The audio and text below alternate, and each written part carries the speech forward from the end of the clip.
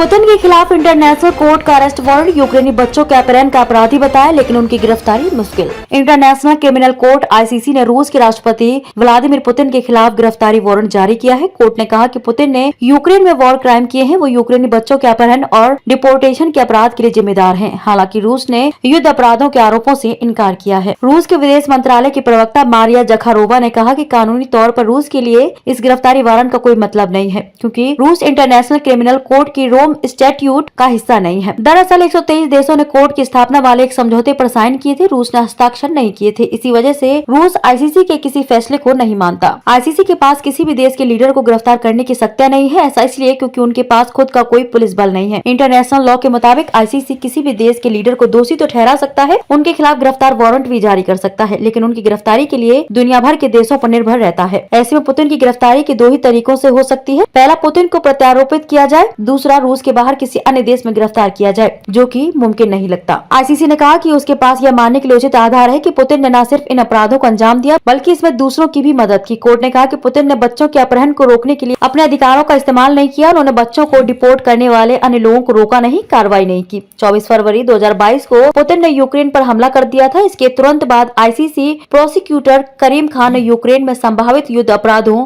मानवता के खिलाफ अपराधों और नरसंहार की जांच शुरू की थी। दोनों देशों के बीच जंग अब भी जारी है। न्यूयॉर्क टाइम्स की रिपोर्ट के मुताबिक रूस की child right commissioner Maria Belova के खिलाफ भी गिरफ्तार वारंट जारी किया है। जंग शुरू होने के बाद से कई बार रूसी सैनिकों पर यूक्रेनी बच्चों के अपहरण के आरोप लगे हैं। रूस ने इन आरोपों को खारिज किया है, लेकिन कभी इस बात को नकारा नहीं कि बच्चों को रूस भेजा जा रहा है। मारिया बेलोवा ने हमेशा रूस के इस काम को देशभक्ति और मानवीय प्रयास बताया है। उनका कहना है कि रूसी परिवार जंग में बेघर हुए यूक्रेनी बच्चों को अडॉप्ट कर रहे हैं। वॉर क्राइम क्या है? युद्ध के लिए भी कुछ नियम होते हैं। इन नियमों के जिनेवा कन्वेंशन, हेग कन्वेंशन और अन्य अंतर्राष्ट्रीय कानून और समझौते के तहत बनाया गया है। वॉर क्राइम युद्ध के नियमों का उल्लंघन है, जिसके तहत जानबूझकर नागरिकों को मारना या जानबूझकर युद्ध बंदियों को मारना, यातना देना, बंधक बनाना, नागरिक संपत्ति को अनावश्यक रूप से नष्ट करना, युद्ध के दौरान यौन हिंसा, लूटपाट, सेना में बच्चों की भर्ती, नरसंहार आदि जैसे अपराध शामिल हैं। यूएन के मुताबिक सबसे पहले 20वीं सदी की शुरुआत में युद्ध के नियमों को बनाया गया था। इन नियमों को हेग कन्वेंशन 1899 और 1907 और 1864 से 1949 के दौरान जेनेवा कन्वेंशन के तहत हुई 4 संधियों से तय किया गया था। हेग कन्वेंशन जहां युद्ध के समय कुछ घातक हथियारों जैसे